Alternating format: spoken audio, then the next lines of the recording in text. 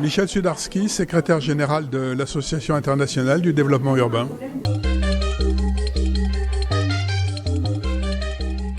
En fait, c'est presque une évidence puisque depuis 1948-49, avec l'article qui fonde l'OMS, la stratégie de l'OMS et qui définit la santé n'est pas que le soin. Elle est aussi les conditions de vie. C'est déjà écrit en début 49. Donc, les conditions de vie, c'est quoi ? C'est le vivre en ville.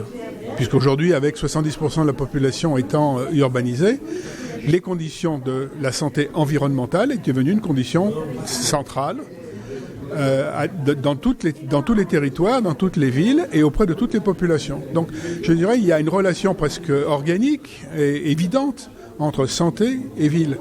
En plus, les grands équipements de santé se trouvent dans des lieux urbanisés, très densément urbanisés, pour des questions de productivité, de rentabilité des investissements, et non pas dans des territoires éparpillés.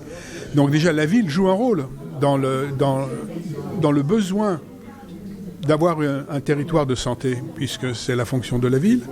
Deuxièmement, la ville qui s'améliore, améliore la santé. Troisièmement, la santé qui s'améliore impose de nouvelles conditions à la ville et demande de nouveaux équipements. Donc elle peut améliorer le logement, elle peut améliorer la mobilité, l'éducation, la pollution, la qualité de l'air, etc.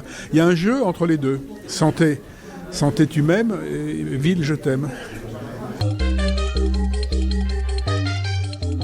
Bien, la coupe urbaine, c'est simplement un dessin sur une feuille de papier, mais qui a l'avantage de représenter la santé dans la représentation même de la ville.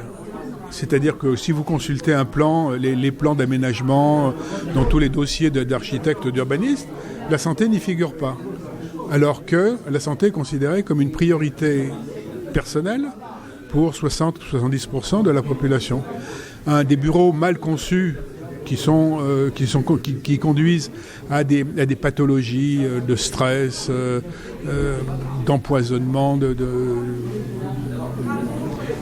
courbatures. Enfin, je veux dire, des bureaux non adaptés aux besoins physiologiques, aux besoins des employés, ne sont pas acceptables. Donc là, nous avons, avec Marie Chabrol et indirectement Leroy Merlin Source, conçu une représentation de la santé dans la ville pour permettre aux décideurs politiques, économiques, sociaux, de voir que ce que fait la ville est le résultat d'une